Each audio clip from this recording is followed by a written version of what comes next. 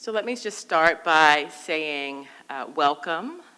Thank you all so much for being here with us this morning.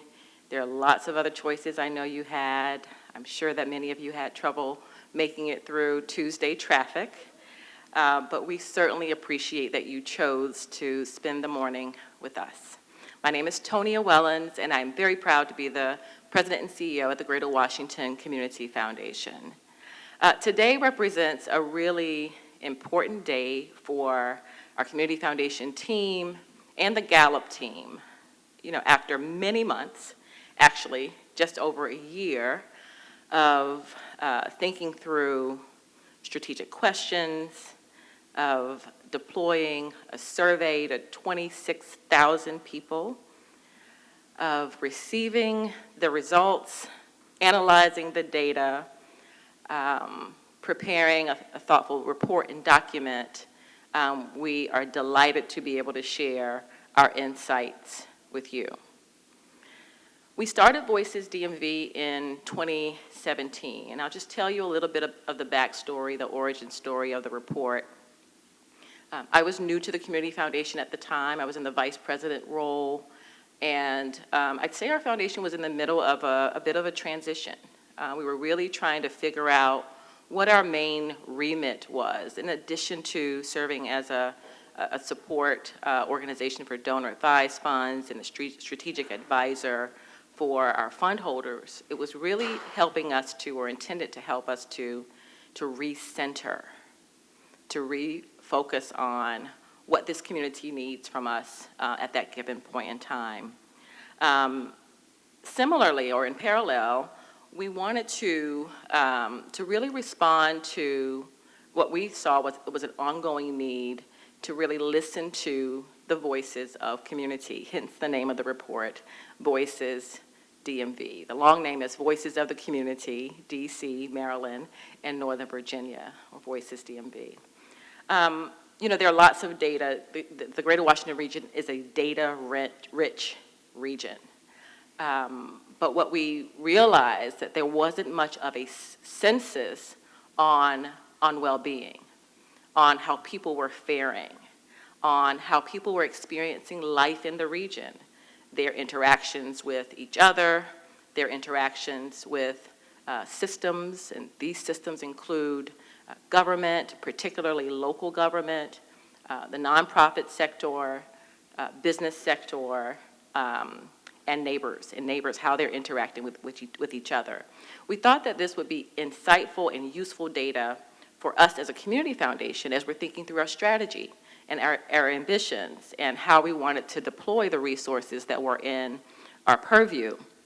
But we also wanted to make it available as a public good.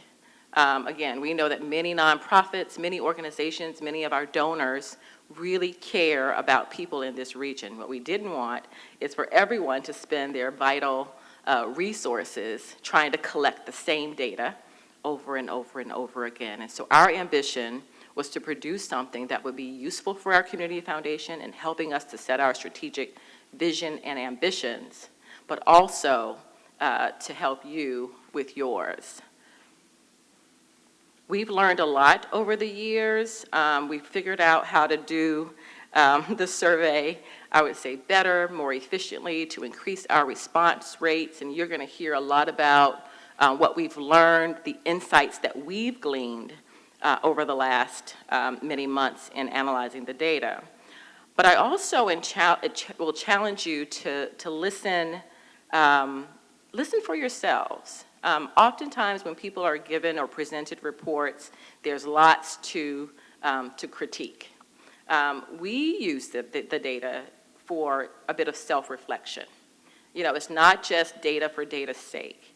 It's data from the perspective of what is it that we can do differently, what is it that we can do better, what is our community requiring of us, and how do we shift our own practices, our own policies, or policy advocacy, such that we're responding with more agility to what people are identifying as their core needs.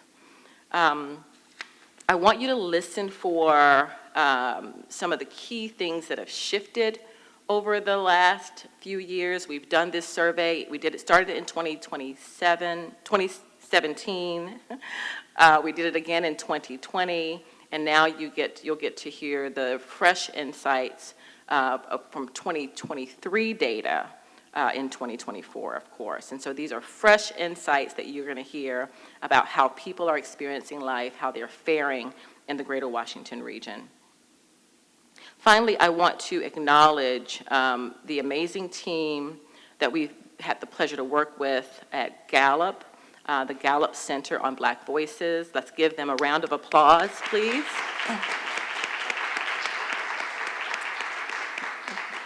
The team is led by my friend Camille Lloyd. We've also had the pleasure of working with Dan Foy, with Justin Long, and Whitney Dupree, an amazing team of folk to work with.